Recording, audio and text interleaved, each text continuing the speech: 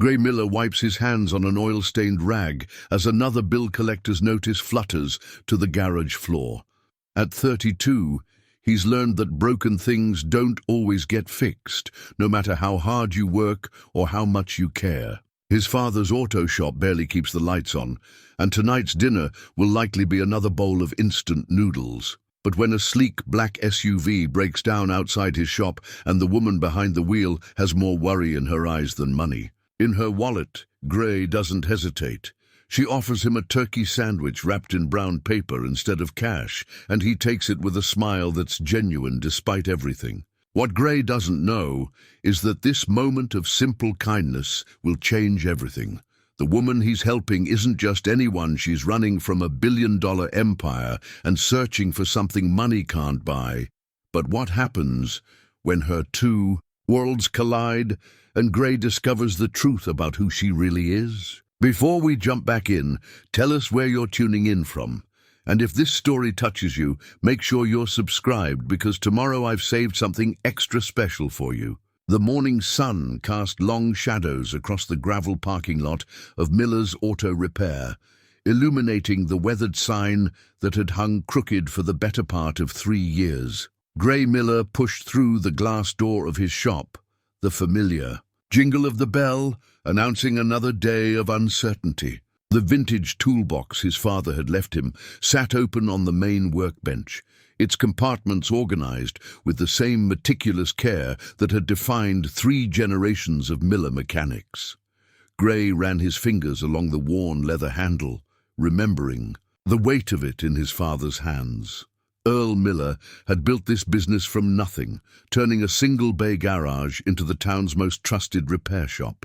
That was before the chain stores moved in, before people started driving their cars to the city for service, before the economic downturn that had hollowed out so many small towns across Appalachia. The cash register held exactly $37 and change, barely enough for coffee and gas, let alone the rent that was due next week. Gray had counted it twice before bed, and once again this morning, hoping somehow the numbers would magically improve overnight. They hadn't. He pulled on his coveralls, the fabric soft from years of washing, and surveyed the day's work. Mrs. Patterson's ancient Buick needed new brake pads, a job that would net him maybe $40 after parts. The Hendersons' pickup truck required more extensive work, a transmission problem that Gray knew they couldn't afford to fix properly. He'd find a way to patch it together for less, just like he always did. The bell jingled again, and Gray looked up to see Mrs. Chen shuffling through the door, her cane tapping against the concrete floor. At 82, she was one of the few customers who still remembered when Earl Miller first opened the shop. "Morning, Mrs. Chen," Gray called out, wiping, his hands on the familiar oil-stained rag that had become as much a part of his uniform as the coveralls themselves. "How's that old Honda treating you?" "Like an old friend who's seen better days," she replied with a weathered smile. "But then again, aren't we all?" She settled into the plastic chair Gray kept by the counter for customers who liked to chat. While they waited, "I heard you had some excitement yesterday evening. Fancy car broke down right outside your door?" Gray nodded, surprised by how quickly news traveled in Cedar Falls. "Black SUV, engine trouble, nothing too complicated once. It got under the hood. And the driver, not from around here, I'd guess. No, ma'am, just passing through." Gray found himself thinking about the woman again. Something about her had stayed with him through the night. Not just her beauty, though she had been lovely in an understated way, but something deeper. A sadness in her eyes that seemed at odds with the expensive car she'd been driving. Mrs. Chen studied his face with the keen perception that came from 8 decades of reading people. "Sometimes the most interesting folks are the ones just passing through. Your father used to say that travelers carry stories the rest of us need to hear." Before Gray could respond, his friend Jake Martinez burst through the door, bringing with him the energy of someone who'd already consumed too much coffee. Jake worked construction when there was work to be found, which lately meant driving 2 hours to the nearest city for day labor. "Gray, buddy, you'll never guess what I heard at "The diner this morning," Jake said, his excitement palpable. "Tommy Fletcher's selling his farm to some development company. They're going to put in one of those big box stores." Gray felt his stomach drop.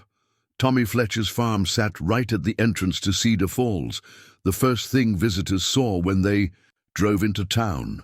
A big box store would change everything. The traffic patterns, the local businesses, the very character of the place Gray had called home his entire life. "When?" Gray asked. "Papers are supposed to be signed next month. Tommy says he can't afford to keep fighting the drought, and the bank both." Jake's expression sobered. "Can't say I blame him, but it's gonna hurt. You know what those places do to small shops like yours." Gray knew exactly what they did. He'd watched it happen to towns all across the region. The big stores moved in with their cheap prices and convenient hours, slowly strangling the local businesses that had served their communities for generations. His father had survived the first wave 20 years ago, but Gray wasn't sure he had the resources or the energy to fight another one. Mrs. Chen reached over and patted Gray's arm. "Your daddy didn't build this place to compete with those big stores, son. He built it to serve his neighbors. That's something no corporation can replicate." "Tell that to my landlord when the rent comes due," Gray replied, immediately regretting the bitterness in his voice. Mrs. Chen didn't deserve his frustration, and neither did Jake. The conversation was interrupted by the arrival of Pastor Williams, who needed an oil change for the church van. Gray welcomed the distraction, losing himself in the familiar rhythm of work. There was something meditative about the mechanical process. Drain the old oil, replace the filter, add the new oil, check the levels. Simple problems with straightforward solutions, unlike the complexities that seemed to define the rest of his life. As he worked, Gray found his mind wandering back to the woman from yesterday. She'd seemed genuinely grateful for his help, not just polite in the way most customers were. When she'd offered him that sandwich, wrapped carefully in brown paper, there had been something almost vulnerable about the gesture. As if she wasn't used to having people accept kindness from her, he wondered if she'd made it to wherever she was going. The repair had been solid, he'd made sure of that, but you never knew what other problems might crop up on a long road trip. Gray had learned years ago not to get too attached to the people who passed through Cedar Falls, but something about this particular stranger had lodged itself in his memory. The afternoon brought a steady stream of familiar faces. Each customer carried their own story of financial struggle, of making do with less, of holding on to what they could in a world that seemed determined to leave small towns behind. Gray fixed what he could afford to fix and patched together what he couldn't, accepting payment in whatever form people could manage. Sometimes cash, sometimes a home-cooked meal, sometimes just a promise to pay when times got better. By evening, the $37 in the register had grown to $82, enough to keep the lights on for another few days. Gray closed up shop as the sun set behind the mountains, painting the sky in shades of orange and purple that never failed to remind him why he stayed in Cedar Falls despite everything. He walked the few blocks to his apartment above the hardware store, carrying takeout from the diner and thinking about the choices that had brought him to this point. There had been opportunities to leave, a scholarship to engineering school that he'd turned down to care for his ailing father, job offers from shops in bigger cities that he'd declined because Cedar Falls was home. Sometimes, in the quiet moments, before sleep, Gray wondered if he'd made the right choices. His father would have wanted him to pursue those dreams, to build something bigger than a small-town repair shop, but someone had to carry on the family legacy, and Gray had been the only one left to do it. As he settled into his worn armchair, with dinner, Gray found himself hoping that the woman from yesterday had found what she was looking for, wherever her journey had taken her. It was a strange thing to hope for someone he'd known for all of 20 minutes, but kindness deserved to be met with kindness, even if only in the form of a stranger's good wishes. Outside his window, Cedar Falls settled into its evening rhythm. Porches, lights coming on, families gathering for dinner, the comfortable sounds of a community that had learned to take care of its own. Tomorrow would bring new challenges, new bills to worry about, new decisions to make about the future of his father's shop. But tonight, Gray allowed himself to believe that sometimes good things happen to good people, and that maybe, just maybe, his willingness to help a stranger might somehow come back to him when he needed it most. 3 days had passed since Gray's conversation with Jake about the development company, and the news had settled into his bones like a persistent ache. He'd spent the morning working on Mrs. Patterson's Buick, trying to lose himself in the familiar comfort of mechanical problems that could actually be solved. The brake pads had gone in smoothly, and he'd even managed to true up the rotors without charging her extra. Small victories that used to feel more meaningful than they did today. The afternoon heat shimmered off the asphalt when Gray first noticed the black SUV approaching from the direction of the highway. It moved with the careful uncertainty of someone unfamiliar with the area, slowing at each intersection as if the driver was checking street signs.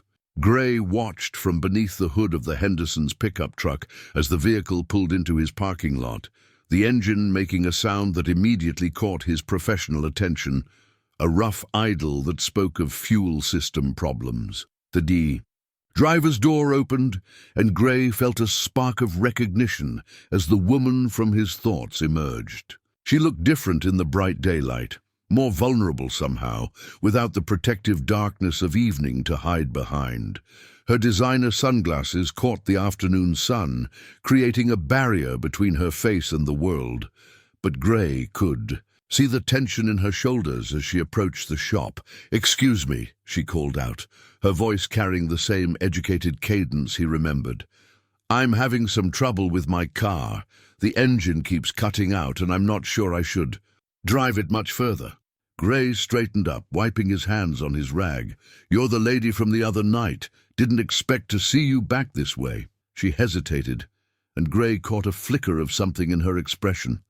Uncertainty, maybe even fear. "Yes. Well, my plans changed. I decided to extend my trip through the area, but this morning the car started acting up about 20 miles north of here. Let me take a listen." Gray approached the SUV, noting the way she stepped back to give him space, while still maintaining a careful distance. The engine's rough idle was even more pronounced up close, accompanied by the occasional sputter that suggested fuel delivery. "Issues. Sounds like your fuel pump might be going," he said, popping the hood. "Or possibly a clogged fuel filter. Either way, it's not something you want to ignore if you're planning on driving any distance." She removed her sunglasses, and Gray found himself looking into the same troubled eyes that had haunted his memory. Up close, he could see the fine lines of stress around them, the evidence of sleepless nights and difficult decisions. "How long would something like that take to fix?" she asked. "Depends on what exactly we're dealing with. Could be a few hours. Could be overnight if I need to order parts." Gray studied her face, noting the way she seemed to be weighing options he couldn't see. "You said you were extending your trip. You planning to stay in the area?" Yes, I think so. At least for a little while." She glanced around the shop, taking in the familiar disorder of tools and parts, the faded photographs of his father's early days in business. "Is there somewhere in town I could stay? A hotel or something?" Gray almost smiled at that. "Cedar Falls isn't exactly hotel territory, but Martha Henderson runs a bed and breakfast about 6 blocks from here. Clean rooms, good food, reasonable rates. She's the grandmother of the guy who owns that pickup truck I was just working on." "That sounds perfect." Relief flickered across her features. "And you're sure you can fix the car?" "I'm sure I can figure out what's wrong with it. Whether I can fix it depends on what parts are available and how much you're looking to spend." Gray closed the hood and leaned against the fender. "I don't think I caught your name the other night." Another hesitation, longer this time.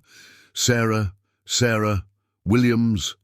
The pause before her last name was barely perceptible, but Gray's years of reading people, customers trying to downplay how much they could afford to pay, neighbors putting on brave faces during hard times, had taught him to notice such things. Still, Everyone had a right to their privacy, especially travelers passing through small towns where everyone knew everyone else's business. "Well, Sarah Williams, let me pull your car into the bay and run some diagnostics. Should have a better idea of what we're dealing with within the hour."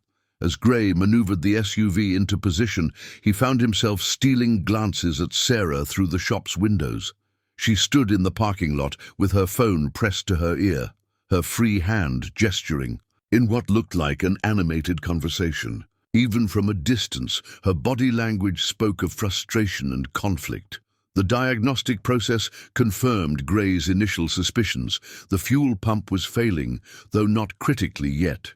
It was the kind of problem that would get progressively worse over time, leaving the driver stranded at increasingly inconvenient moments. The repair itself was straightforward, but he'd need to order the part from his supplier in the city. When he emerged from beneath the car, Sarah was waiting in the plastic chair Mrs. Chen had occupied that morning, her phone nowhere to be seen. "Good news and bad news," Gray said, settling onto a creaky stool beside his workbench. "The good news is it's definitely fixable, and you're not in immediate danger of breaking down. The bad news is I'll need to order the part, which means overnight. Shipping if you want it done quickly." "How much?"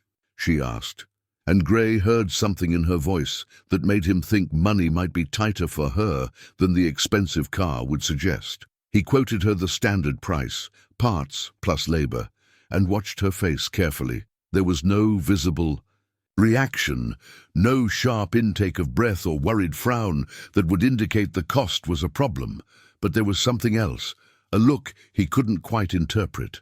"That's fair," she said finally. "Go ahead and order the part. I'll call it in this afternoon. Have it here first thing tomorrow morning. You should be back on the road by tomorrow evening at the latest." Gray hesitated, then added, "If you need a ride to Martha's place, I can give you a lift when I close. Up shop. I don't want to impose." "No imposition. Martha's place is on my way home anyway." The remainder of the afternoon passed in a comfortable rhythm. Sarah seemed content to sit and observe as Gray worked on other projects, occasionally asking questions about the town or his work. Her questions were thoughtful, showing genuine interest rather than mere politeness. When he explained the history behind some of his father's older tools, she listened with the kind of attention that made Gray feel like his words actually mattered. As closing time approached, Gray found himself reluctant to end the conversation. It had been a long time since he'd talked to someone who seemed genuinely interested in his perspective on things, someone who wasn't already familiar with every detail of his life and circumstances. "Ready for that ride to Martha's?" he asked, locking up the shop. Sarah gathered her purse and a small overnight bag she'd retrieved from the SUV. "I really do appreciate this.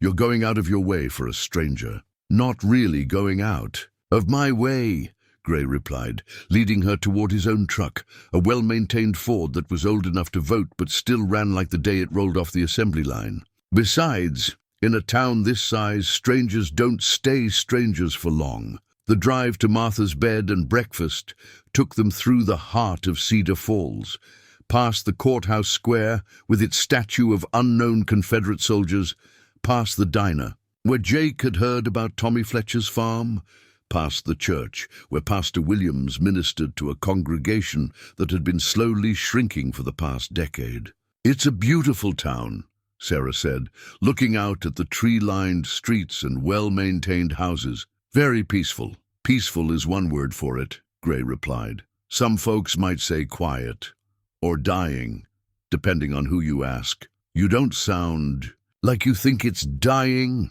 Gray considered this as he turned onto Maple Street, where Martha Henderson's Victorian house sat behind a white picket fence that belonged on a postcard. "I think it's changing. Whether that's the same as dying, I guess we'll find out." Martha Henderson was waiting on her front porch when they pulled up, as if she'd been expecting them. In a town the size of Cedar Falls, news traveled faster than cars, and Gray had no doubt that Martha already knew about his mysterious customer and her car troubles. "You must be Sarah," Martha called out, descending the porch steps with the spry energy of someone who refused to let her 70-plus years slow her down. "I'm Martha Henderson. Gray called ahead and told me you might be needing a room." As Gray watched Martha and Sarah exchange pleasantries, he found himself studying his passenger's face in the porch light. There was something about her that didn't quite add up.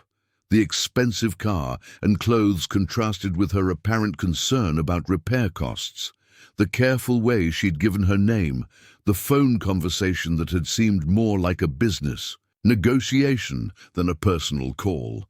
But everyone had their complexities, their private struggles that didn't show on the surface. Gray knew that better than most, having spent years watching his neighbors put on brave faces while their worlds crumbled around them. "I'll have your car ready by tomorrow evening," he told Sarah as she prepared to follow Martha inside. "You can reach me at the shop if you need anything." "Thank you," she said, and there was something in her voice that suggested she meant more than just the car repair, for everything. As Gray drove home through the quiet streets of Cedar Falls, he found himself thinking about the way Sarah had looked at the town during their brief tour, as if she was seeing something he'd become too familiar with to notice. Maybe that was what travelers brought to small towns, a fresh perspective on familiar places, a reminder that home could look different through someone else's eyes. Tomorrow he'd fix her car, and she'd continue on her way to wherever she was, really going. But tonight, Gray allowed himself to hope that maybe, for just a little while, she'd found something in Cedar Falls worth slowing down for. The next morning brought the kind of crisp autumn air that made Gray remember why he'd never seriously considered leaving the mountains. He arrived at the shop to find the fuel pump waiting on his doorstep. Wrapped in the familiar packaging of overnight delivery, his supplier in the city had come through as promised, which meant Sarah would be back on the road by evening, assuming that's what she really wanted. Gray was halfway through the installation when he heard footsteps on the gravel outside. Through the bay door, he could see Sarah approaching with 2 steaming cups of coffee and what looked like a paper bag from the diner. She'd traded yesterday's travel clothes for jeans and a simple sweater that made her look more like she belonged in Cedar Falls and less like someone just passing through. "Martha mentioned you probably hadn't eaten breakfast," she said, offering him one of the cups. "I thought I'd return the favor from the other night." Gray emerged from beneath the SUV, wiping his hands before accepting the coffee. "That's thoughtful of you. How was your first night at Martha's?" "Comfortable. She's quite the hostess. I think I know more about Cedar Falls history now than some people who've lived here their whole lives." Sarah settled onto a crate that Gray used for extra seating, looking more relaxed than she had yesterday. "She also mentioned that you turned down a scholarship to stay here and take care of your father." Gray felt a familiar tightness in his chest at the mention of choices he'd made years ago. "Martha talks too much sometimes. She talks like someone who cares about her neighbors. She said your father was lucky to have a son, willing to sacrifice his own dreams for family." "Wasn't much of a sacrifice," Gray replied, though they both knew that wasn't entirely true. This place needed someone to run it, and I was the only one left to do it. Sarah opened the paper bag and pulled out what appeared to be homemade biscuits wrapped in wax paper. A handwritten recipe card fell out with them, covered in Martha's careful script. She insisted I take her grandmother's biscuit recipe, said it was too good not to share with someone who might appreciate traditional cooking. Gray picked up the recipe card, noting the careful instructions written in fading blue ink. Martha's grandmother had been famous throughout the county for her baking, and the recipe had been passed down through 3 generations of Henderson women. For Martha to share it with a stranger spoke volumes about the impression Sarah had made in just one evening. "That's quite an honor," Gray said. "Martha doesn't give that recipe to just anyone. I got the impression that Martha doesn't do anything lightly." Sarah bit into one of the biscuits, her expression suggesting she understood exactly how special the gift was. "She also mentioned that you're the one who organized the food drive when the Johnsons lost their house in that fire last spring." And that you fixed her son's truck for free when he was out of work. Gray felt heat creeping up his neck. Small towns take care of their own. That's just how things work around here. Is it? Because I've been in plenty of small towns where people were too busy protecting what they had to worry about anyone else. Sarah's voice carried a note of something that might have been admiration. Martha says you're the kind of person who makes a place worth staying in. They ate breakfast in comfortable silence, listening to the familiar sounds of Cedar Falls waking up, delivery trucks making their rounds, children walking to school, the distant sound of the courthouse clock chiming the hour. Gray found himself stealing glances at Sarah, trying to reconcile the woman sitting in his shop with the mysterious traveler who'd broken down 2 nights ago. "Can I ask you something?" Gray said eventually. "Sure. What exactly are you writing about?" "Martha mentioned you told her you were a freelance writer working on some kind of travel piece." Sarah's hesitation was barely perceptible, but Gray caught it. "I'm exploring stories about small towns that are trying to preserve their identity. In the face of economic change, places like Cedar Falls that are fighting to stay relevant." It was a plausible explanation, and it certainly fit with the kinds of conversations they'd been having. But something in the way she said it made Gray think she was choosing her words very carefully. "Have you been to many places like this?" he asked. "More than I care to count," Sarah replied, and for a moment her mask seemed to slip, revealing something that looked like genuine sadness. "Most of them are losing the fight." "And Cedar Falls? What's your assessment so far?" Sarah looked around the shop, taking in the organized chaos of tools and parts, the photographs of Gray's father, the evidence of 3 generations of honest work. "I think Cedar Falls has something that can't be bought or sold. The question is whether that's enough." Before Gray could ask what she meant, the conversation was interrupted by the arrival of Jake Martinez, who burst through the door with his usual energy and immediately stopped short when he saw Sarah. "Oh, sorry. Didn't realize you had company," Jake said, though his curiosity was obvious. "I just wanted to let you know that Tommy Fletcher's moving up his timeline. Development company wants to close by the end of the month." Gray felt his stomach drop. "That's 2 weeks earlier than we thought." "Yeah, and it gets worse. They're planning to break ground on the store before Christmas. 6 months from now, this whole area is going to be a construction zone." Sarah had gone very still during this exchange, her attention focused entirely on Jake's words. "What kind of development?" she asked. Jake glanced at Gray, who nodded for him to continue. "Big box store, one of those everything under one roof places. They're promising jobs and tax revenue, but anyone with half a brain knows what it really means for local businesses. And there's no way to stop it? Not unless someone comes up with enough money to outbid them," Gray said. "Tommy's been struggling for years. He needs the sale to pay off his debts." Sarah asked several more questions about the development, displaying a level of interest that seemed to go beyond mere journalistic curiosity. She wanted to know about the approval process, the environmental impact studies, the timeline for construction.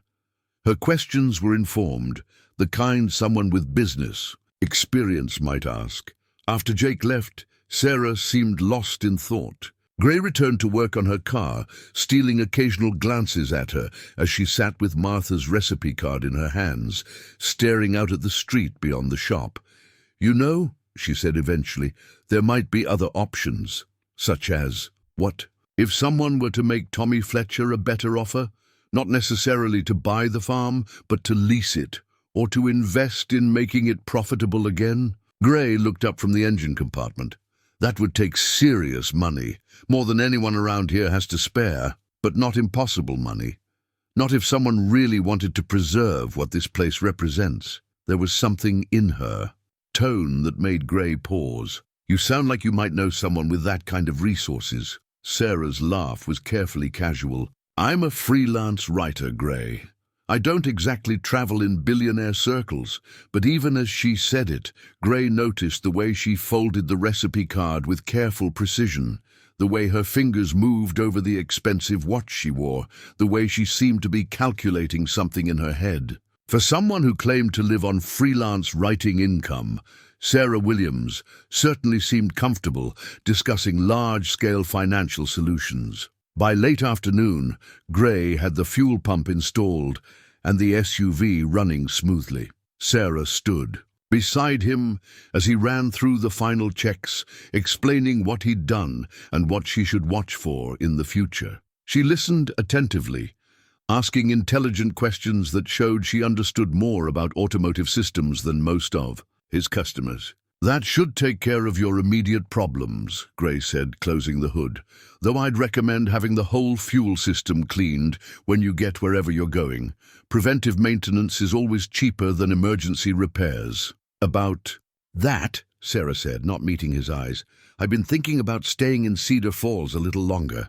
Martha mentioned she could use help with some research project she's working on, and it would give me more time to really understand the community for my article." Gray felt a flutter of something that might have been hope. "How much longer?" "I'm not sure yet. A few weeks, maybe more." She looked up at him then, and Gray saw something vulnerable in her expression. Would that be all right with you?" "It's not up to me where you stay," Gray replied, though he couldn't quite keep the smile out of his voice. "But I'd be lying if I said I wasn't curious to see what conclusions you reach about Cedar Falls, and I'd be lying if I said my interest was purely professional." The admission seemed to surprise her as much as it did Gray. "I haven't felt this settled in a very long time." As Gray watched Sarah drive away in her repaired SUV, heading back to Martha's bed and breakfast instead of toward the highway, he found himself wondering what exactly had brought her to Cedar Falls. Whatever it was, he was grateful for it. For the first time in months, tomorrow felt like it might hold something worth looking forward to. A week had passed since Sarah decided to extend her stay in Cedar Falls, and Gray found himself looking forward to her daily visits to the shop with an anticipation that surprised him. She'd taken to arriving mid-morning with coffee and something from Martha's kitchen, settling into what had become her unofficial spot on the old crate while Gray worked. Their conversations had grown easier, more natural, though Gray still sensed layers beneath her surface that she wasn't ready to reveal. Today, she appeared with a thermos of soup and news that Martha had put her to work organizing the town's historical society archives.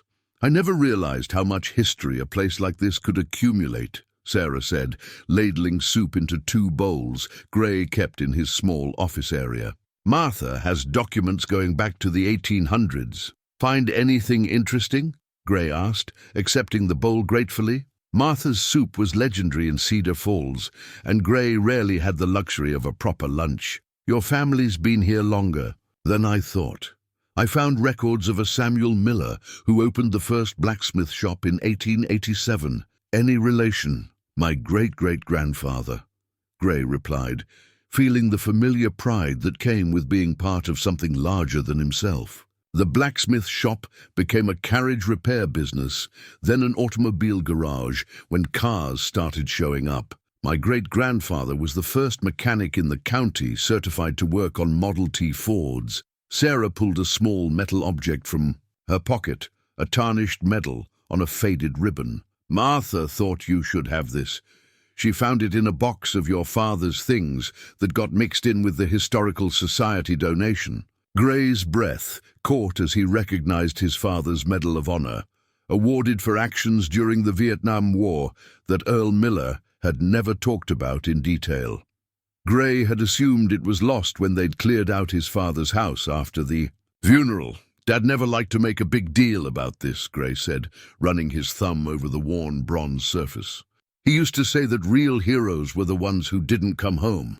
Martha mentioned he saved his entire platoon, carried 3 wounded men to safety under enemy fire. That sounds like him. He never could stand by when someone needed help, even if it cost him." Gray carefully placed the medal on his workbench next to the toolbox that had been his father's pride and joy. "He came home different, according to my mother. Quieter, more serious about the things that really mattered." Sarah studied the medal, then looked at Gray with something that might have been understanding. The apple doesn't fall far from the tree, it seems. Martha told me about the time you drove through a blizzard to fix Mrs. Peterson's furnace on Christmas Eve, or when you spent your own money to repair the church van after that accident.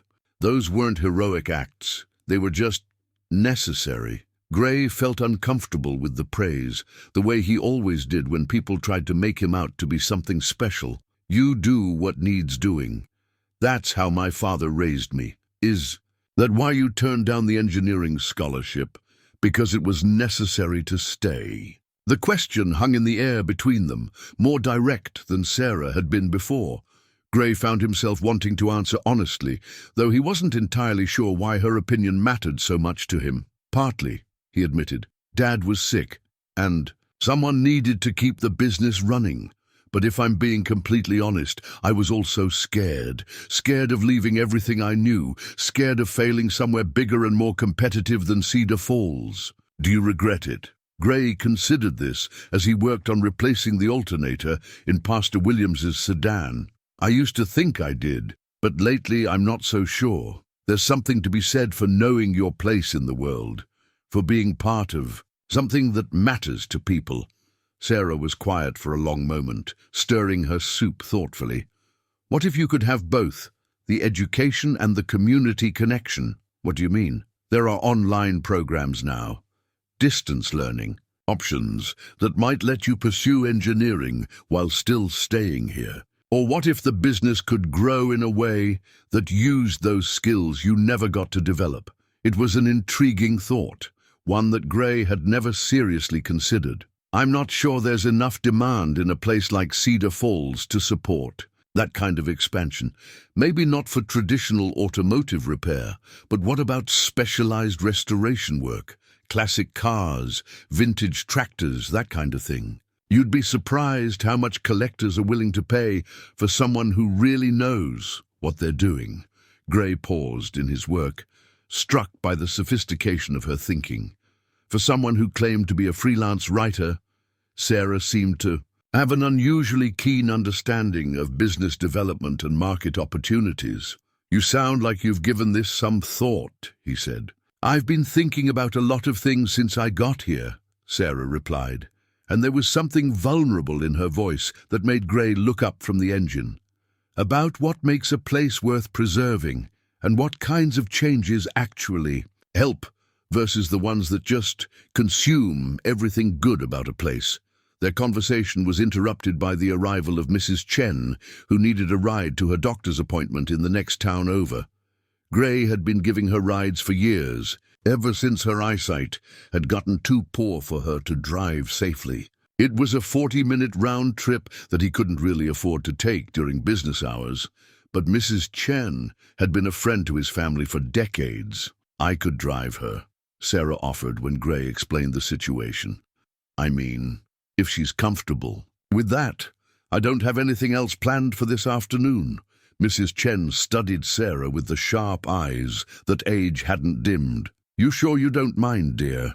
I know you didn't come to Cedar Falls to chauffeur around old ladies. Actually, I think that might be exactly why I came here, Sarah replied with a smile that seemed to surprise her with its honesty. I just didn't know it at the time. As Gray watched Sarah help Mrs. Chen into the passenger seat of her SUV, adjusting mirrors and seat positions with patient care, he found himself seeing her in a new light. There was something about the way she moved, the way she took charge of the situation with quiet confidence, that suggested she was used to taking care of people, though perhaps in very different circumstances than this. When they returned to hours later, Mrs. Chen was chattering animatedly about the ride, praising Sarah's driving and her thoughtful questions about the area's history. She's a keeper, that one, Mrs. Chen told Gray as Sarah helped her to her own car. Don't let her get away. After Mrs. Chen left, Gray and Sarah found themselves alone in the shop as the afternoon light began to fade. Sarah had stayed to help him finish the alternator installation, handing him tools and asking questions about the electrical system with the kind of focused attention that made the work go faster. Can I ask you something personal? Gray said as they cleaned up for the day. Sure. What made you decide to become a writer? It seems like you could have done anything you wanted. Sarah's hands stilled on the rag she was using to wipe down tools. What makes you think I could have done anything I wanted? The way you think about problems, the questions you ask, the way you handled Mrs. Chen today, like someone who's used to being responsible for things that matter. Gray studied her face, noting the careful way she was choosing her words. Plus, you have really expensive taste for someone living on freelance writing income. Sarah laughed, but it sounded forced. Maybe I'm just good with money. Maybe. Or maybe there's more to your story than you're telling me. For a moment, Gray thought she might open up, might trust him with whatever truth she was carrying. But then something shifted in her expression. A wall going back up. Everyone has their complications, Gray. Some of us just prefer to keep them private. Fair enough, Gray replied, though he couldn't shake the feeling that Sarah's complications were bigger than most. But for what it's worth, whatever brought you to Cedar Falls, I'm glad you decided to stay. Sarah's smile was genuine this time, reaching her eyes in a way that made Gray's chest tighten. So am I. As they locked up the shop together, Gray found himself hoping that whatever secrets Sarah was keeping, they wouldn't be the kind that eventually forced her to leave. Cedar Falls had a way of revealing people's true selves over time, and Gray was beginning to suspect that the woman he was falling for might be very different from the one she was pretending to be. 2 weeks into Sarah's extended stay, Gray had begun to think of her presence in his daily routine as natural as sunrise. She'd established herself as an unofficial part of the shop's ecosystem, arriving each morning with coffee and staying through the afternoon, helping with small tasks and engaging customers in conversations that left them smiling. Martha had put her to work not just with the Historical Society, but also helping coordinate the upcoming Harvest Festival, Cedar Falls' biggest annual event. Gray was under the hood of Jake's pickup truck when he heard Sarah's phone ring for the third time that morning. Each call had sent her stepping outside, her voice dropping to urgent whispers that carried a tension completely at odds with the relaxed person she'd become around town. When she returned from this latest call, her face was pale and her hands were shaking slightly. "Everything all right?" Gray asked, emerging from beneath the truck with a wrench in his hand. Sarah fumbled with the small device, which Gray now realized wasn't a typical smartphone, but something sleeker, more expensive. "Just work stuff. You know how clients can be. Must be some demanding clients to call this early in the morning." "Deadlines wait for no one," Sarah replied, but her laugh sounded hollow. "I should probably find somewhere with better cell reception to call them back." Gray watched her gather her things with movements that seemed almost frantic, so different from the calm competence she'd displayed over the past weeks. "Sarah, if something's wrong, nothing's wrong," she said quickly, then seemed to catch herself. "I mean, nothing I can't handle. It's just complicated business stuff, boring contract negotiations." After she left, Gray found himself unable to concentrate on his work. The woman who'd just rushed out of his shop bore little resemblance to the thoughtful person who'd been helping Mrs. Chen organize her medication schedule and teaching Martha's granddaughter how to change a tire. There were layers to Sarah Williams that went far deeper than freelance writing, and Gray was beginning to suspect that her complications might be the kind that could hurt people. That evening, Gray found Sarah sitting alone on Martha's front porch, staring out at the mountains with an expression of such profound sadness that it made his chest ache. She looked up as he approached, attempting a smile that didn't quite reach her eyes. "Mind if I join you?" he asked. "Please." Sarah moved over on the porch swing, making room for him. "I was just thinking about how peaceful it is here. How quiet. You say that like it's a good thing. It is. Where I come from, quiet is rare." Sarah pulled her sweater tighter around herself. Though the evening wasn't particularly cold, there's always something demanding attention, always some crisis that can't wait, always someone who needs something from you right now. Gray settled beside her, noting the careful way she'd phrased her response. Sounds stressful. It is, or it was. I'm not entirely sure what it is anymore. Sarah turned to look at him, and in the porch light, Gray could see the exhaustion that she'd been hiding behind her careful composure. Can I tell you something? Of course. I haven't felt like myself in years. Not until I came here. Sarah's voice was quiet, almost wondering. I'd forgotten what it felt like to have conversations that mattered, to help people without expecting anything in return, to be somewhere where what you do is more important than what you have. Cedar Falls has a way of putting things in perspective, Gray agreed. Sometimes I think that's why people either love it or can't wait to leave. Which category do I fall into? Gray studied her face, seeing vulnerability there that she rarely allowed to show. I think you're someone who's trying to figure out where she belongs. Sarah was quiet for a long moment, her fingers worrying at the edge of her sweater. What if where you belong isn't where you're supposed to be? What if the life you've built for yourself isn't actually your life at all? The question hung in the air between them, loaded with implications that Gray didn't fully understand, but could feel the weight of. Then I guess you have to decide what matters more, what you're supposed to do, or what feels right. It's not that simple, isn't it? I mean, I know it feels complicated when you're in the middle of it, but sometimes the right choice is just the one that lets you sleep at night. Sarah laughed, but there was no humor in it. I haven't slept well in months. Not until this week. And this week?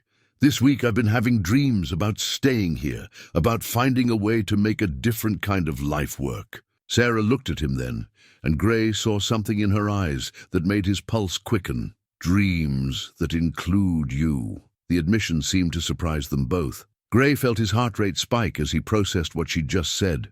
The possibility it represented, and the fear that whatever was complicating her life might make it impossible. Sarah, his words were cut off by the insistent buzzing of her phone. Sarah glanced at the screen, and her face went white. I have to take this. She stood and walked to the far end of the porch, her voice dropping to a whisper that Gray couldn't quite make out. But he could see her body language, the tension in her shoulders, the way she paced back and forth, the sharp gestures that spoke of frustration and conflict. When she returned, Sarah looked like she'd aged 10 years in 10 minutes. I have to go, she said, not meeting his eyes. There's a situation that requires my immediate attention. Go where? For how long? I don't know, maybe overnight, maybe longer.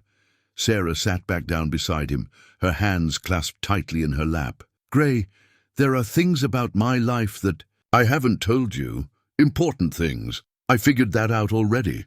And you haven't asked. I figured you'd tell me when you were ready.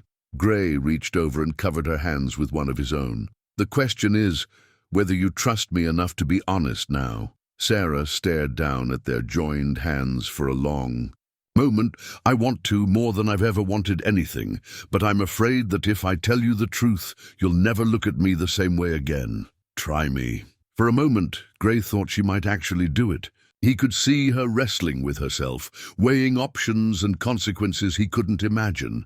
But then her phone buzzed again, and whatever moment of potential honesty they'd been approaching shattered like glass. I have to handle this first, Sarah said, standing again.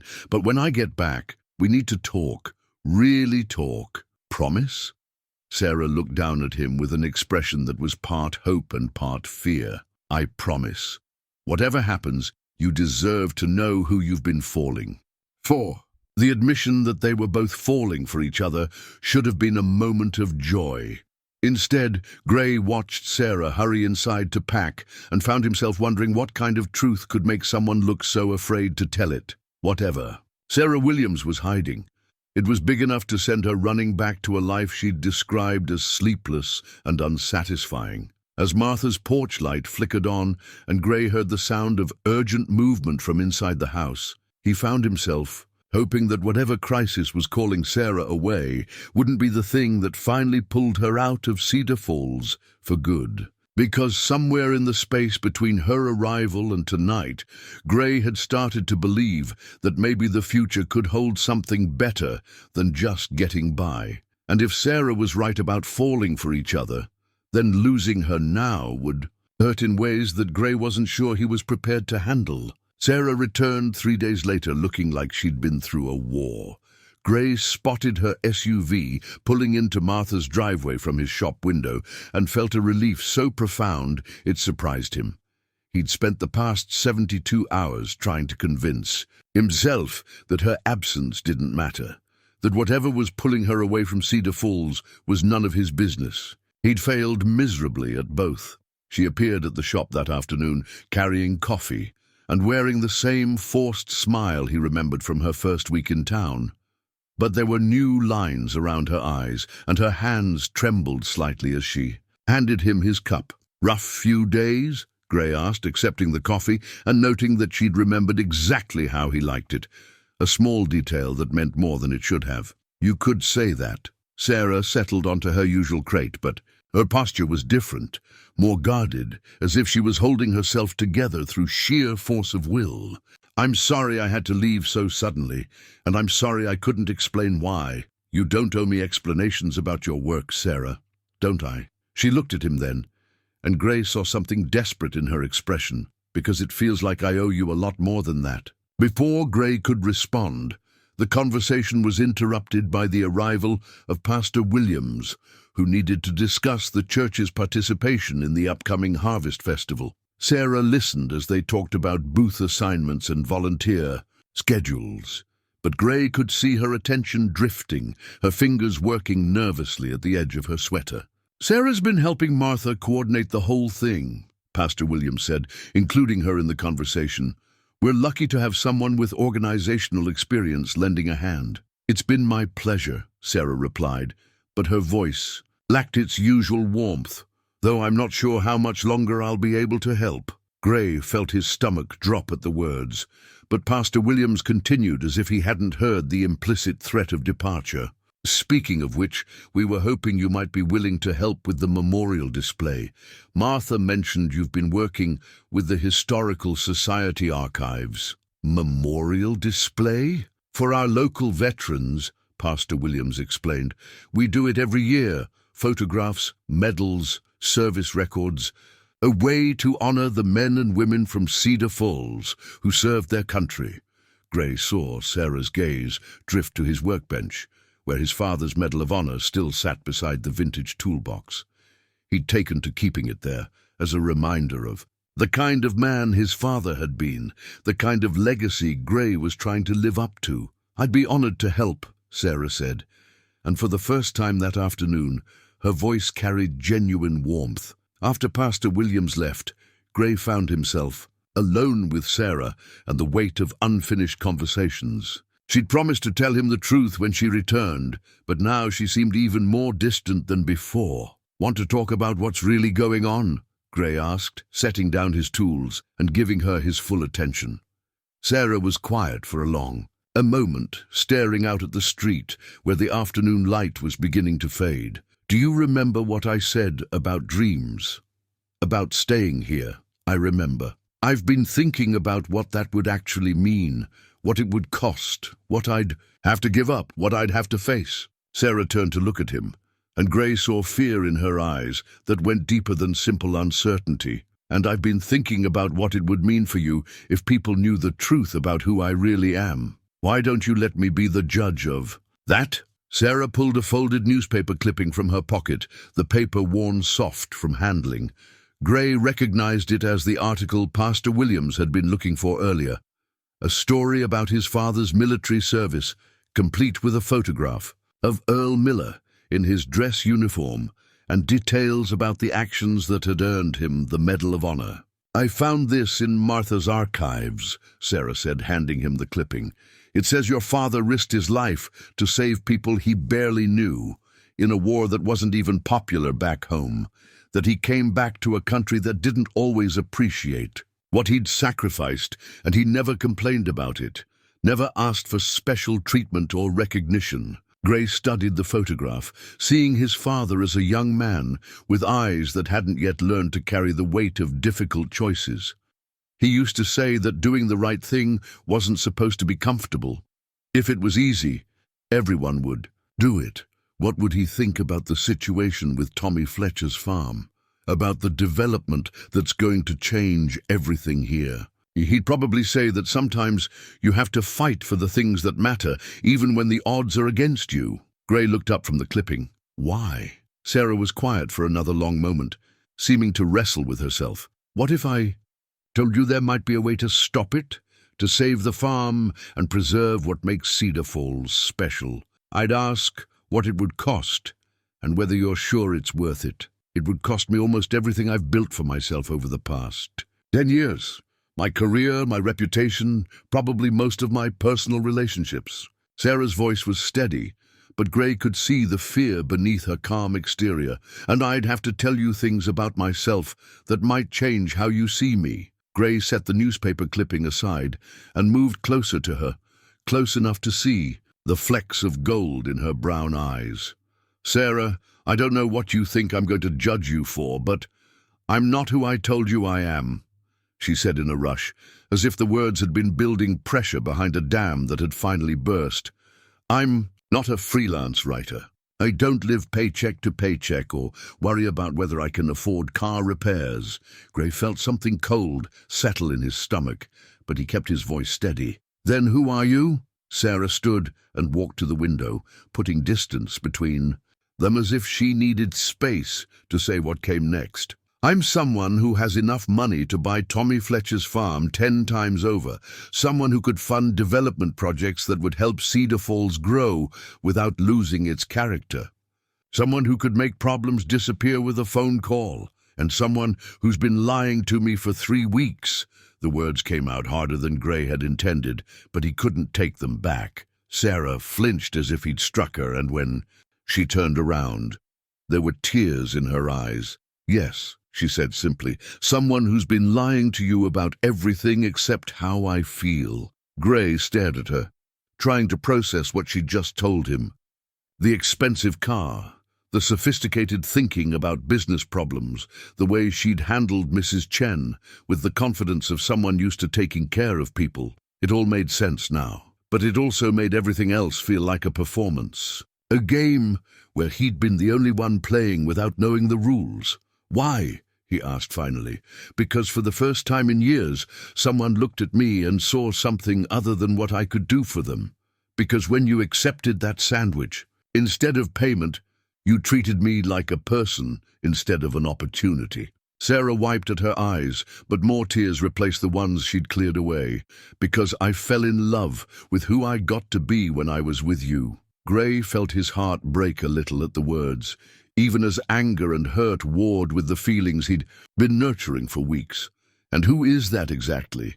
Because I'm starting to realize I have no idea who you really are. Sarah looked at him for a long moment, and Gray saw in her face the same kind of desperate courage his father must have shown when he'd risked everything to save his fellow soldiers. My name is Vivian Hale, she said quietly, and I'm worth about $3 billion. The name hit Gray like a physical blow. Vivian Hale. Even in Cedar Falls, even in a shop that hadn't seen a new customer in months, that name carried weight. Tech mogul, billionaire, the woman whose company had been splashed across business. Headlines for the past year, embroiled in some kind of scandal involving data privacy and congressional hearings. Gray sank onto the stool beside his workbench, staring at the woman he'd thought he was falling in love with. Vivian Hale, he repeated, the words feeling foreign in his mouth. The Vivian Hale. Yes. Her voice was barely above a whisper. The one who was all over the news last year for selling user data to foreign governments? Vivian, not Sarah. He had to remember that now, closed her eyes, as if the words physically hurt. The allegations were never proven in court, but yes, that's the scandal you're thinking of. Gray felt the ground shifting beneath him, everything he thought he knew rearranging itself into a pattern he didn't recognize. So, what are you doing? Here, in my shop. In Cedar Falls. Is this some kind of game to you? No, it's not a game. Vivian turned back to face him, and Gray could see desperation in her expression. I came here by accident. My car really did break down, and I really was just passing through. But then you helped me, and you didn't want anything in return. And for the first time in years, someone looked at me like I was just human. So you decided to lie about everything? I decided to see what it felt like to be normal.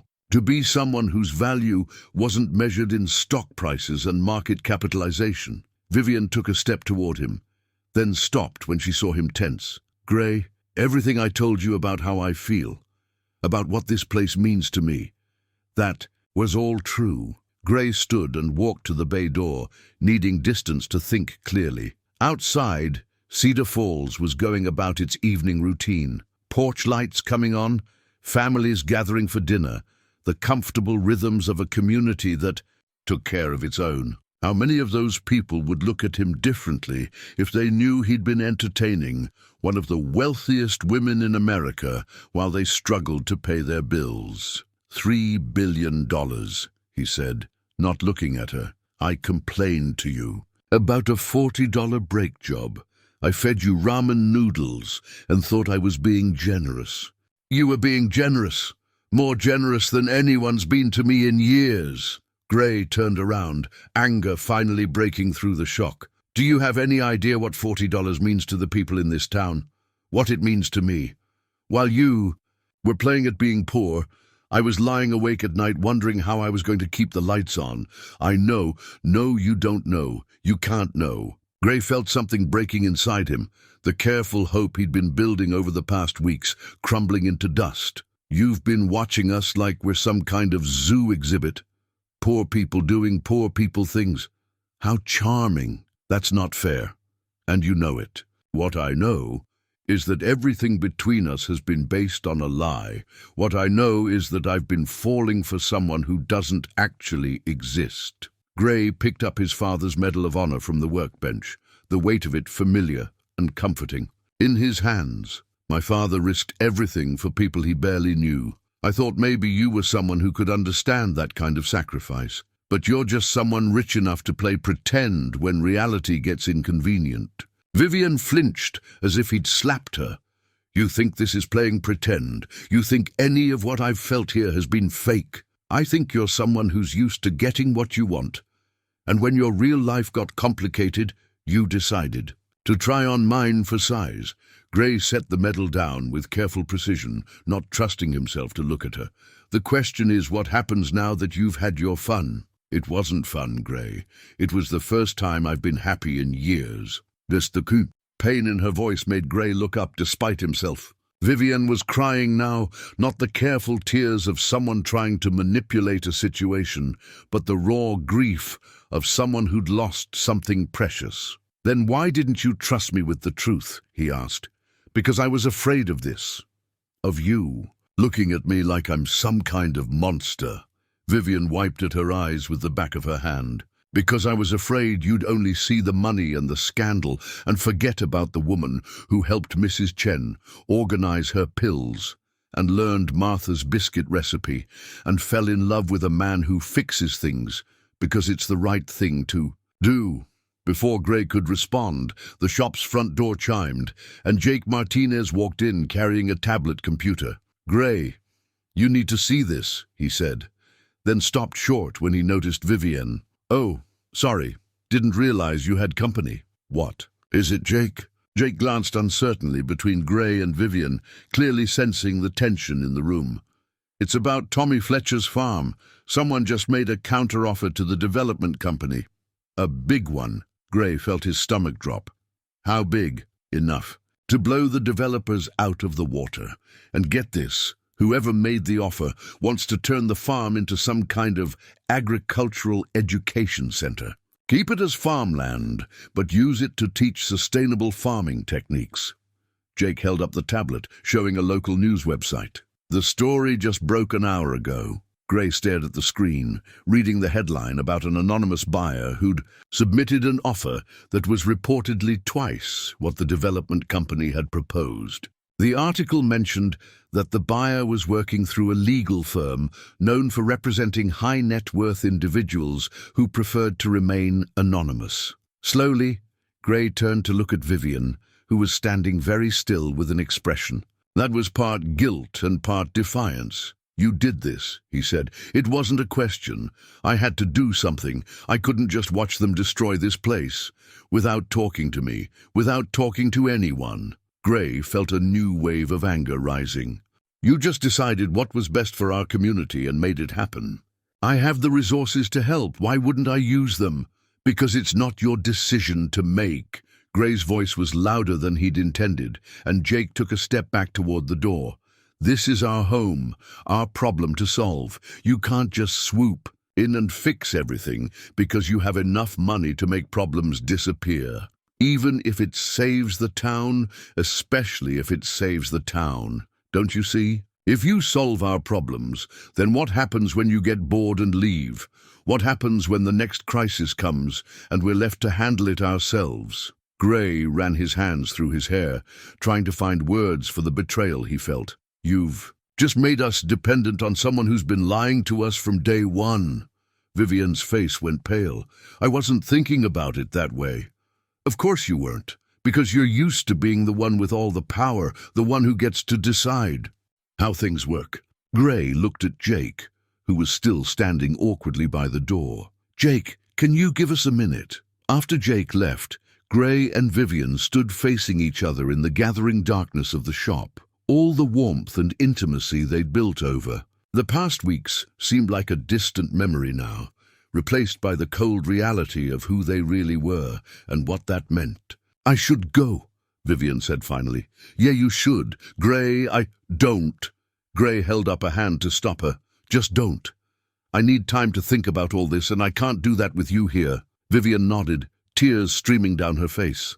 "For what it's worth, I never meant for any of this to hurt you, but it did hurt me. And now I have to figure out how to explain to this entire town that the woman they've been welcoming into their homes is someone who could buy and sell all of us without even noticing the expense."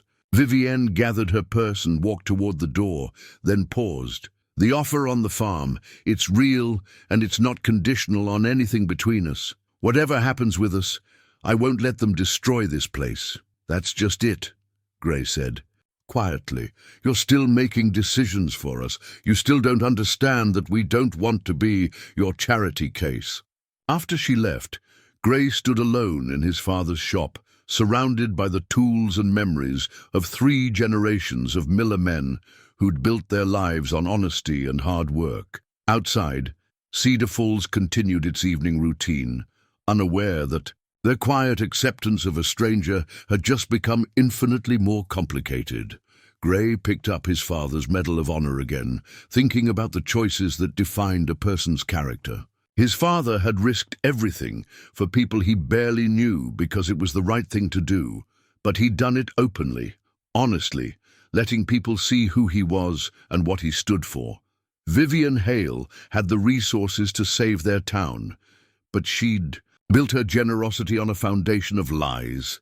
And now Gray had to decide whether good intentions could ever justify the kind of deception that had colored every moment they'd shared. The answer, he was beginning to fear, was no. Gray spent the next 2 days moving through the motions of his life like a man underwater.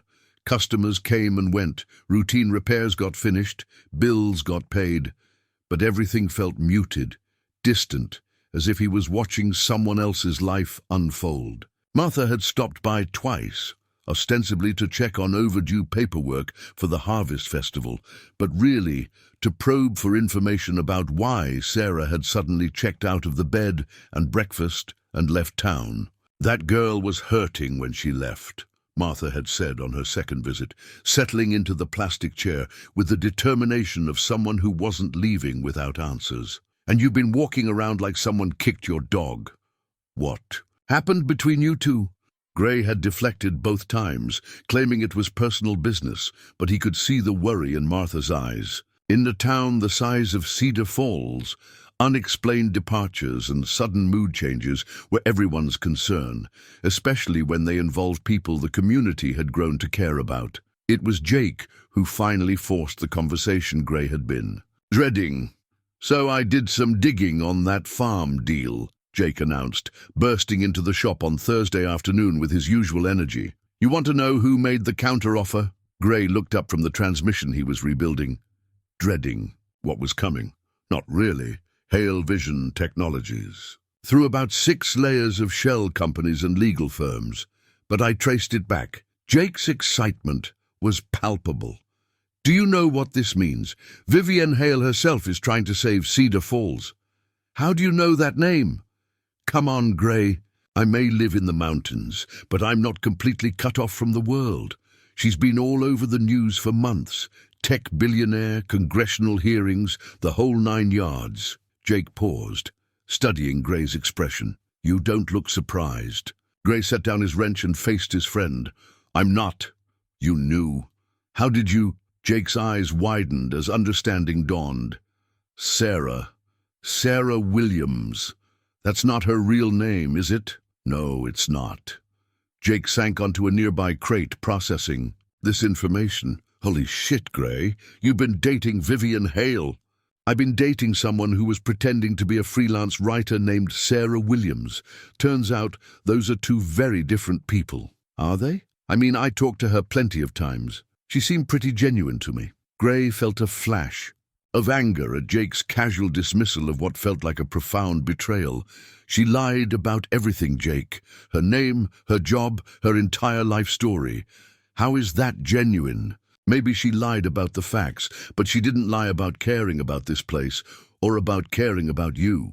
Jake leaned forward, his expression serious. "Gray, do you have any idea what she's risking by getting involved here?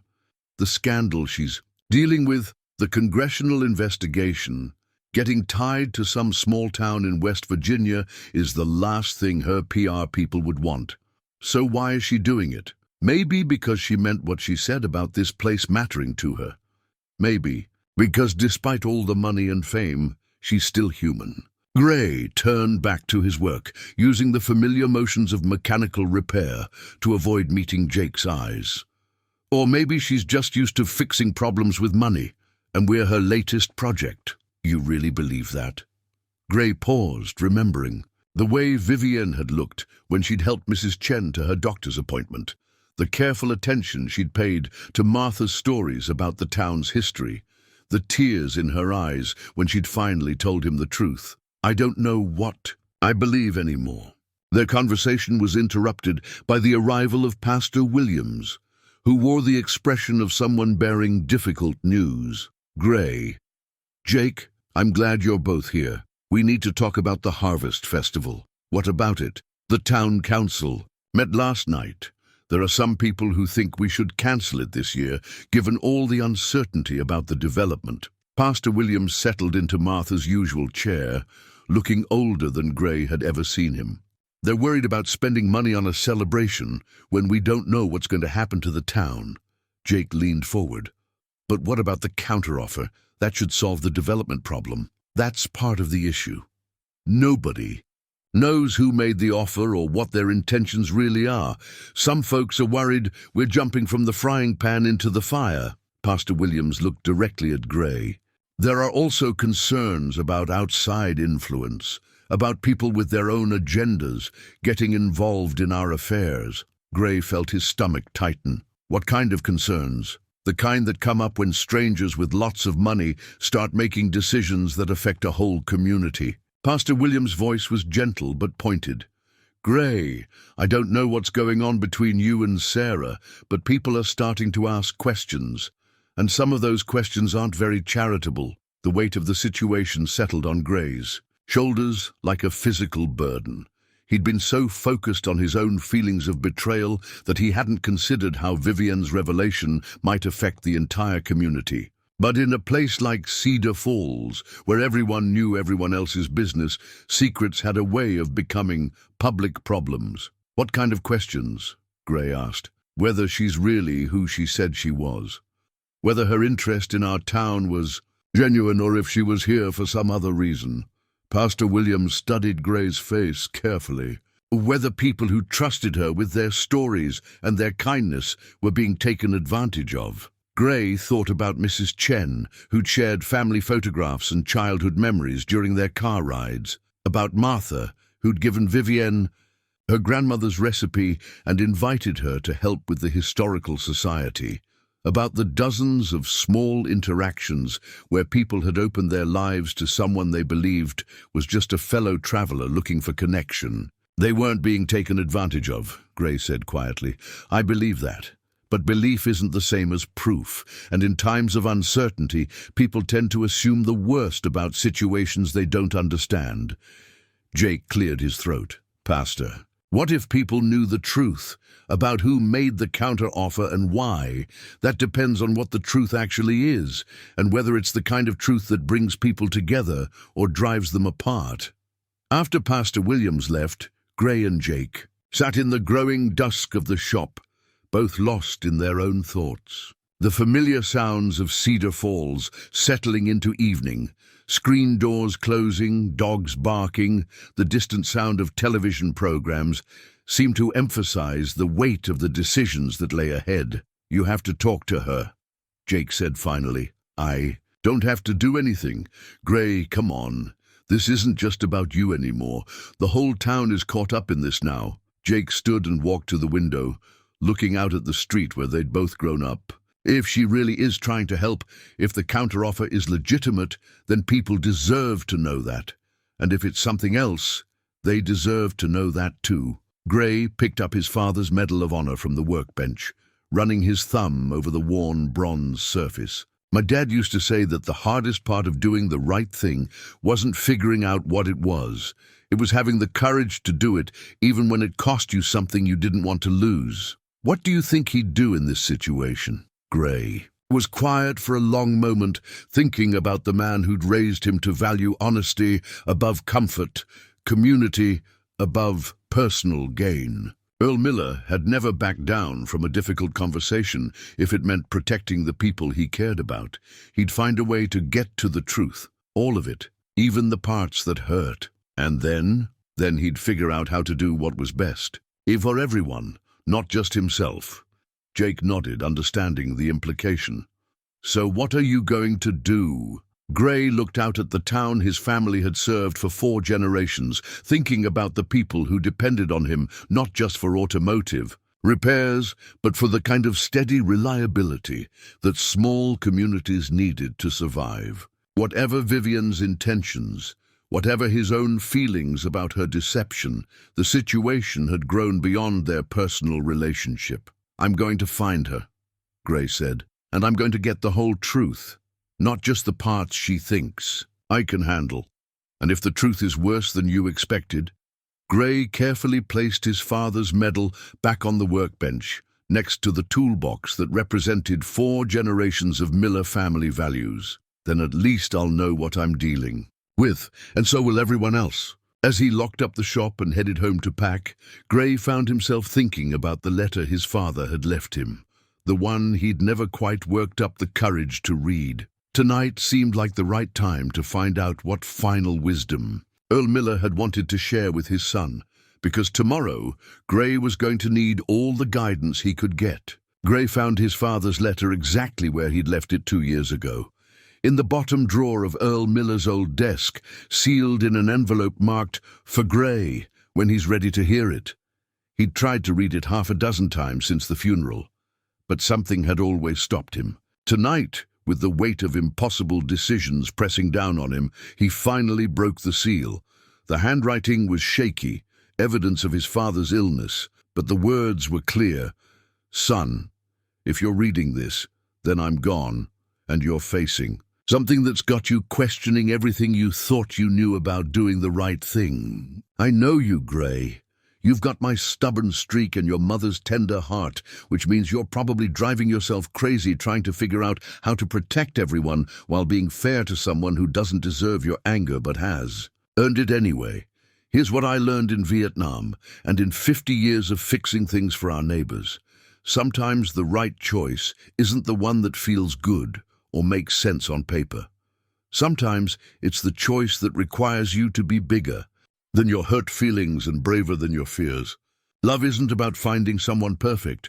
It's about finding someone worth fighting for, even when fighting means forgiving things that changed everything. Your grandmother's ring is in the safe behind the calendar. If you find someone worth taking that kind of chance on, don't let pride or fear talk you out of it. Life's too short, and good people are too rare. Gray read the letter twice before folding it carefully and placing it back in the envelope. Then he opened the small safe his father had mentioned and found the engagement ring that had belonged to his grandmother. A simple gold band with a modest diamond that had somehow managed to symbolize 60 years of marriage built on mutual respect and shared dreams. 2 hours later, Gray was driving through the pre-dawn darkness toward the city, the ring in his pocket and a plan forming in his mind. He'd found Vivian's real address through a combination of internet searching and sheer determination, and now he was heading toward a confrontation that would either repair the damage between them or end things permanently. The drive gave him time to think about what he really wanted to say, what questions actually mattered, and what he was hoping to accomplish. By the time he reached the outskirts of the city, Gray had come to a conclusion that surprised him. He wasn't angry anymore. Hurt, yes. Disappointed, absolutely. But the fury that had consumed him for the past few days had burned itself out, leaving behind something that felt more like sadness than rage. Vivian's building was everything Gray had expected and nothing he was prepared for. A gleaming tower of glass and steel that seemed to reach halfway to heaven. The lobby was all marble and modern art, staffed by security guards who looked like they could bench press Gray's truck.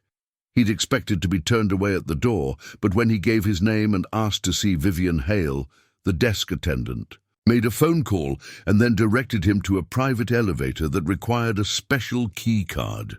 The ride to the penthouse floor felt like ascending to another planet. When the doors opened, Gray found himself in what appeared to be a living room that cost more than most people's houses. Floor-to-ceiling windows offered a panoramic view of the city, and everything from the furniture to the artwork spoke of wealth beyond Gray's ability to comprehend. Vivian was standing at the windows with her back to him, wearing jeans and a simple sweater that made her look more like the woman he'd fallen for and less like the billionaire he was still learning to understand. She turned when she heard the elevator, and Gray saw that she looked as exhausted as he felt. "You came," she said, and there was something fragile in her voice that made Gray's chest tighten. "I came." They stood looking at each other across an expanse of expensive carpet, neither quite sure how to bridge the distance between them.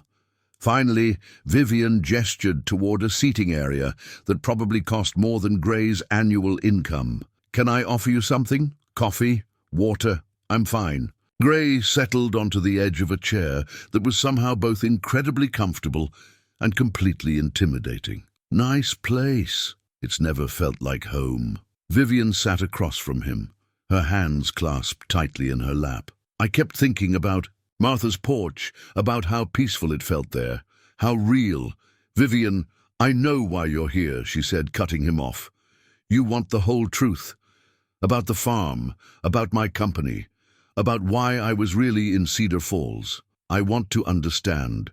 Gray replied, "I want to know if anything we shared was real, or if I was just part of some elaborate experiment in slumming it." Vivian flinched, as if he'd struck her. "It was real, Gray. The most real thing in my life." "Then why did you lie about everything else?"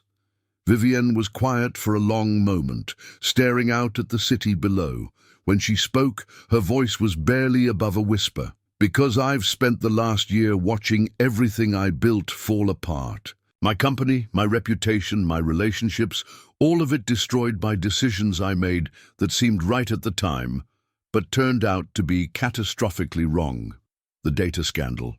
Among other things, I've been under investigation, facing lawsuits, dealing with congressional hearings, where politicians who don't understand technology lecture me about privacy and ethics. Vivian turned to look at him, and Gray saw exhaustion in her eyes that went bone deep. "I was driving to a cabin in North Carolina, trying to get away from all of it for a few days, when my car broke down outside your shop, and you decided to pretend to be someone else. I decided to see what it felt like to be judged on who I was instead of what I'd done wrong. To have conversations with people who didn't want anything from me except basic human decency." Vivian's voice grew stronger as she continued. "For 3 weeks, I got to be someone whose worst problem was whether she could afford car repairs. Someone who mattered to people because of what she contributed, not what she owned." Gray studied her face, looking for signs of deception or manipulation. Instead, he saw the same vulnerability he'd glimpsed that first night on Martha's porch. And the farm? Was that part of the experiment? The farm was me realizing that I could use my resources to protect something that mattered, not for publicity or tax benefits or strategic advantage, but because I'd found a place worth preserving. Vivian leaned forward, her expression intense. "Gray, I know you think I was playing games, but I've never been more serious about anything in my life.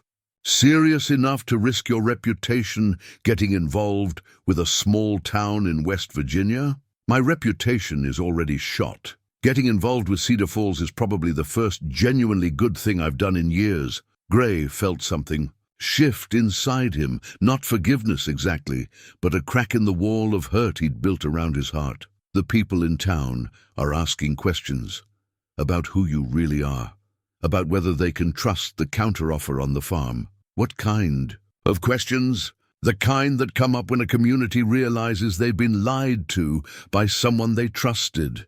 Gray watched her face carefully as he continued. "They're worried about outside influence, about people with hidden agendas making decisions that affect their lives." Vivian's face went pale. "I never wanted them to feel manipulated." "Then you need to come back with me. You need to tell them the truth yourself, all of it, and let them decide whether they still want your help. And if they don't?"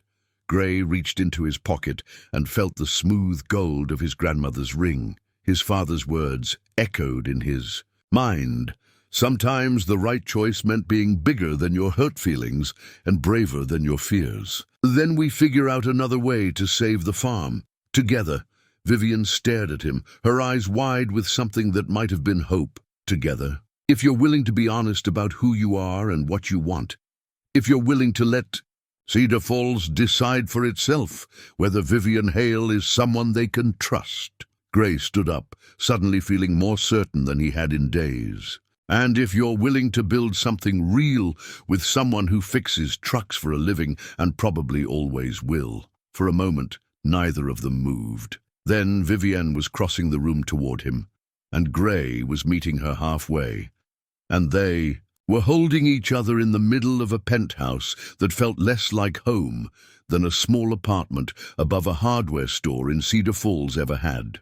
They drove back to Cedar Falls together, Vivian following Gray in her SUV through the winding mountain roads that led home. Gray used the drive to think about what they were walking into and how to present the truth in a way that would give the community a real choice about their future. By the time they reached the outskirts of town, he'd come up with a plan that felt both terrifying and necessary. The emergency town meeting was scheduled for that evening in the high school gymnasium, the only space large enough to hold everyone who wanted to have a say in Cedar Falls' future. Gray had called Pastor Williams from the road, explaining that he had information the town needed to hear before making any decisions about the Harvest Festival or the farm situation. Word spread quickly through a community where news traveled faster than cars. By 7 o'clock, the gymnasium was packed with faces Gray had known his entire life. Neighbors, customers, friends, and family members who'd watched him grow up and who trusted him to tell them the truth, even when it was difficult to hear. Gray stood at the front of the room with Vivian beside him, looking out at a sea of expectant faces. Martha sat in the front row, her expression concerned but supportive, Jake was there with his family, along with Pastor Williams, Mrs. Chen, Tommy Fletcher, and what looked like half the county. The weight of their collective attention felt heavier than any engine Gray had ever lifted. "Most of you know me," Gray began, his voice carrying clearly in the hushed gymnasium. "You know my family, you know my work, and you know I've never been much for public speaking. But tonight, I need to tell you something that's going to change how you think about our town and about the choices we're facing." He paused, looking down at Vivian, who nodded encouragingly despite the obvious nervousness in her eyes. 3 weeks ago, a stranger's car broke down outside my shop. I fixed it for the price of a turkey sandwich. And that stranger decided to stay in Cedar Falls for a while. Most of you met her. You welcomed her into your homes, shared your stories with her, and made her feel like part of our community. Gray could see understanding beginning to dawn on several faces in the crowd. What you didn't know, what I didn't know until a few days ago, is that the woman we knew as Sarah Williams is actually Vivian Hale, the CEO of Hale Vision Technologies and one of the wealthiest people in America. The reaction was immediate and varied. Some people gasped, others murmured to their neighbors, and a few looked angry at what they clearly saw as deception. Gray held up his hand for quiet. "I know what you're thinking. I know because I thought the same things when I found out. We've been lied to. We've been taken advantage of. Someone with more money than most of us can imagine has been playing games with our lives." Gray looked at Vivian again, seeing the pain in her eyes as she heard her worst fears voiced aloud. "But here's the thing," Gray continued, his voice growing stronger. "I've spent the last few days being angry about the deception, and I've spent today getting the whole story. And what I learned is that sometimes people lie not because they want to hurt you, but because they're trying to protect something precious they've found." He pulled a folded document from his pocket, the partnership agreement Vivian's lawyers had drafted during their meeting that afternoon. Vivian Hale made the counteroffer on Tommy Fletcher's farm.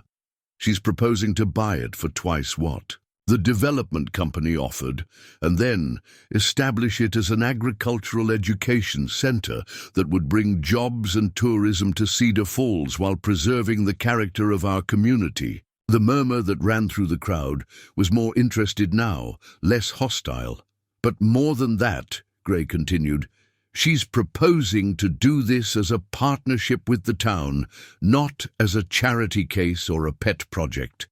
Local people would run the center, local businesses would benefit from the increased activity, and the profits would go into a fund for community development projects chosen by us, not by her." Tommy Fletcher stood up from his seat near the back. "What's the catch?" Gray looked at Vivian, who stepped forward with visible effort. Her voice was steady despite the obvious difficulty of the moment. "The catch is that you'd have to trust someone who lied to you about who she was," Vivian said. "The catch is that you'd be partnering with someone whose company is under federal investigation, whose reputation has been destroyed by mistakes she made in trying to build something she thought was good for the world." She paused, looking out at the faces of people who'd shown her kindness when they thought she was just a passing stranger. "I lied to you about my name and my background because I was afraid you'd see the scandal and the money instead of seeing me. But Gray helped me understand that real partnerships are built on honesty, even when the truth is complicated." Mrs. Chen raised her hand, and Vivian nodded for her to speak. "What exactly did you do wrong, dear? We've heard bits and pieces, but I'd like to understand what we're really dealing with." Vivian took a deep breath. "My company developed technology that helps people manage their personal data more efficiently.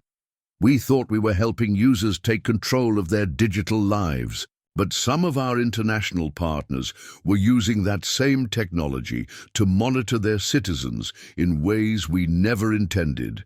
When I found out, I shut down those partnerships, but the damage was already done." "And the congressional hearings?" "This from Jake are ongoing. I'm cooperating fully, and I've restructured the company to prevent similar problems in the future. but the investigation will probably continue for months, and there's no guarantee how it will end." Pastor Williams stood up. "Vivian, why is Cedar Falls important to you, really?" For the first time since she'd started speaking, Vivian smiled. "Because for 3 weeks, I got to remember what it felt like to be part of a community that cared about something other than profit margins and market share. Because people here judged me on what I contributed, not what I owned. Because I fell in love with a place that still believes in taking care of its neighbors." She looked at Gray, and he saw in her eyes the same vulnerable honesty that had made him fall for her in the first place. "And because I fell in love with a man who showed me what it means to do the right thing, even when it's difficult." The gymnasium was quiet for a long moment. Then Martha Henderson stood up, her voice carrying the authority of someone who'd been part of Cedar Falls longer than almost anyone else present. "I've got a question for both of you," Martha said. "Gray, do you trust her? Really trust her? Knowing everything you know now?"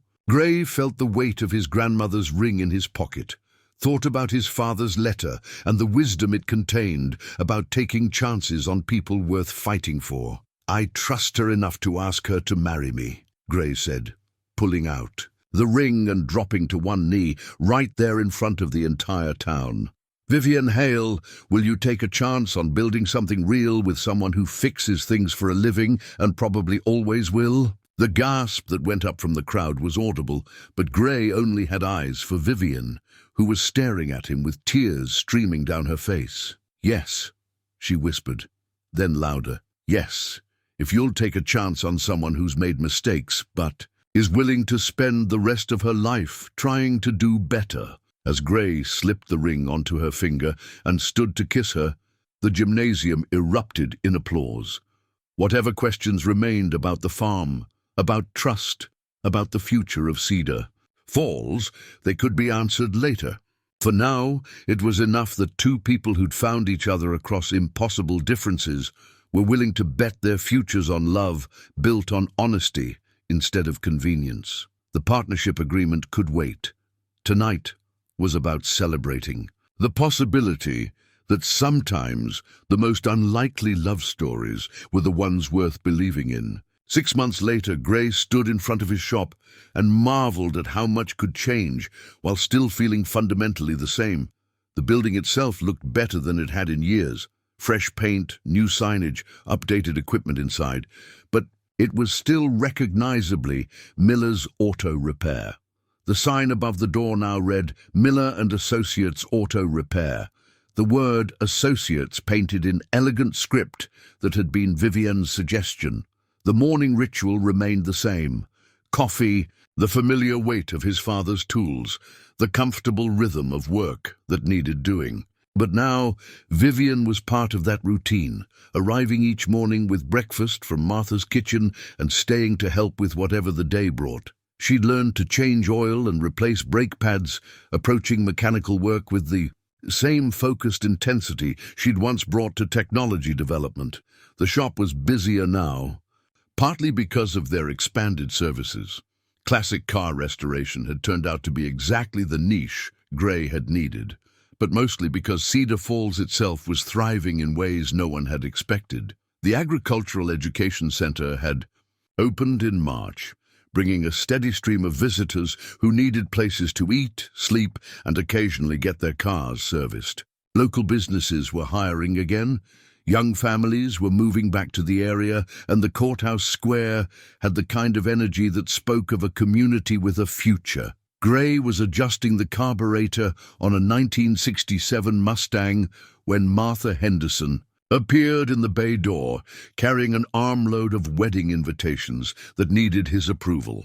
"The printer wants to know if you're satisfied with the wording," Martha announced, setting the invitations on his workbench next to his father's Medal of Honor, which had become a permanent fixture there. "And Vivian wants to know if you've made a decision about the honeymoon." Gray wiped his hands on his rag, a new one, since the old oil-stained one had been retired to a place of honor in the shop's display case, and picked up one of the invitations. The paper was elegant, but not ostentatious, the wording simple and heartfelt, Mr. Grayson Miller and Ms. Vivian Hale request the pleasure of your company," followed by details about the ceremony that would take place in Martha's garden, with reception to follow at the new community centre that had been built with funds from the agricultural project. "They look perfect," Gray said. "And tell Vivian that I've never been to Europe, so I'm happy to let her plan whatever she thinks we'll both enjoy." "Europe?"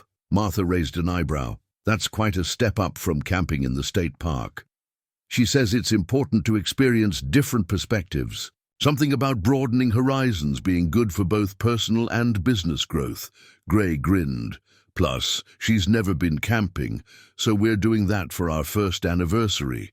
Martha laughed, the sound rich with affection and amusement. "That girl of yours has certainly shaken things up around here." It was true. Vivian's presence in Cedar Falls had changed things in ways both large and small. The agricultural center was just the most visible example. She'd also quietly funded upgrades to the school's computer lab, helped establish a small business, loan program through the local bank, and somehow convinced 3 different companies to relocate their customer service operations to town, bringing dozens of jobs that let people work from home while earning decent wages. But perhaps more importantly, she'd changed how the community thought about itself. Cedar Falls was no longer a place where young people automatically left after graduation or where innovation was viewed with suspicion. It was becoming a place where tradition and progress could coexist, where taking care of your neighbors didn't mean being afraid of change. "Has she heard anything more about the congressional investigation?" Martha asked, her voice dropping to the conspiratorial tone that indicated she was asking about something that mattered but wasn't quite her business. "It's winding down. Her cooperation and the changes she made to the company seemed to have satisfied most of the concerns." Gray set the invitation aside and picked up his father's medal, running his thumb over the familiar surface. "She's been cleared of any criminal wrongdoing, though there are still some civil lawsuits to work through." "And that doesn't worry you?" Gray considered the question, thinking about the conversations he and Vivian had about risk and responsibility, about building a life together that acknowledged both their histories and their hopes. It worried me at first, but I've learned that loving someone means accepting all of who they are, including the parts that come with complications. The sound of approaching footsteps announced Vivian's arrival, though Gray had been expecting her. She'd spent the morning at the agricultural center, working with the staff to plan the summer program schedule, and she always stopped by the shop afterward to share coffee and catch up on his day. "How's the Mustang coming along?" she asked, settling onto the crate that had become her permanent spot in the shop. "Good. Should have her purring like new by tomorrow." Gray emerged from beneath the hood and accepted the coffee she offered him. "Martha brought the wedding invitations. They look perfect." "I'm glad you approve. I was worried the paper might be too fancy for a garden wedding." Martha laughed. "Honey, after 6 months of watching you two together, I don't think anyone in this town cares about the paper quality. They just want to celebrate the fact that you found each other." It was true. The initial suspicion and concern about Vivian's deception had faded as people saw how she lived her daily life in Cedar Falls. She shopped at the local grocery store, attended church with Gray every Sunday, volunteered for community projects, and had somehow become the unofficial technology consultant for half the businesses in town. Most importantly, she'd kept every promise she'd made at that town meeting, treating Cedar Falls as a partner rather than a charity case. "Speaking of the wedding," Vivian said, "I have something I wanted to discuss with both of you." Gray noticed that she was holding a manila folder, the kind that usually contained important documents. "What is it?" "I've been working with my lawyers on something, and I wanted to get your input before making it official." Vivian opened the folder and pulled out a thick document. "It's a trust agreement. I'm transferring ownership of my Hale Vision stock to a foundation that would be governed by a board of directors elected by the residents of Cedar Falls." Gray stared at her, not sure he'd heard correctly. "You're giving your company to the town?" "Not exactly. I'm ensuring that any profits from my stake in the company will go toward community development projects chosen by the people who live here. I'll still serve as CEO and maintain operational control, but the financial benefits will belong to Cedar Falls. Vivienne's voice was calm, but Gray could see the nervousness in her eyes. I know it sounds crazy, but it doesn't sound crazy, Gray interrupted. It sounds like the most generous thing anyone's ever done for this town.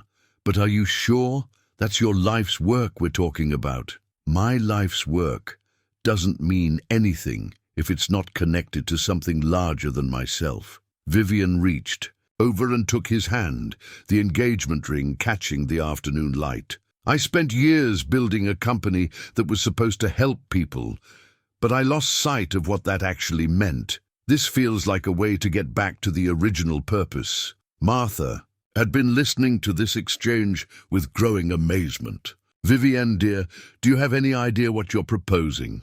I'm proposing to bet my future on a community that taught me what it means to belong somewhere. Vivienne looked at both of them, her expression serious but peaceful.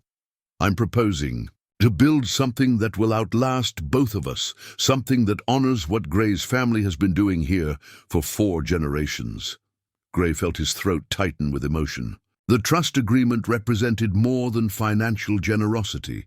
It was Vivienne's way of saying that Cedar Falls wasn't just where she'd happened to find love, but where she'd chosen to make her permanent home. There's one condition, Vivienne continued. The first project funded by the trust has to be an expansion of Miller and Associates. Gray's been talking about offering automotive technology courses at the Agricultural Center, maybe even partnering with the community college to create a degree program. I think that's exactly the kind of thing this community needs. Gray looked around his father's shop, imagining it as the anchor for a program that could train the next generation of mechanics and automotive technicians. Young people could learn skilled trades without leaving home, and Cedar Falls could become known for the quality of its technical education as well as its agricultural programs. My dad would have loved that idea, Gray said softly. I think he would have loved a lot of things about how this story turned out, Martha added, her eyes bright with unshed tears. As the afternoon wore on, and they discussed the details of the trust and the wedding and the dozens of small decisions that went into building a life together, Gray found himself thinking about the journey that had brought them to this point. A broken-down car, a turkey sandwich, a lie told out of fear, and a truth that had nearly destroyed everything before ultimately making it stronger. Outside the shop, Cedar Falls continued its daily rhythm, children walking home from school, neighbors chatting over fence lines, the comfortable sounds of a community that had learned to embrace both its history and its future. The courthouse clock chimed the hour just as it had for more than a century, marking time for a town that had found a way to honor its past while building toward tomorrow. Gray pulled Vivienne close, breathing in the scent of her hair and feeling grateful for the chance to build something real with someone who taught him that love wasn't about finding someone perfect. It was about finding someone worth the work of becoming better together. Ready to go home? Vivienne asked, and Gray realized that for the first time in his life, home wasn't just a place. It was wherever they were together, working side by side to fix the things that mattered.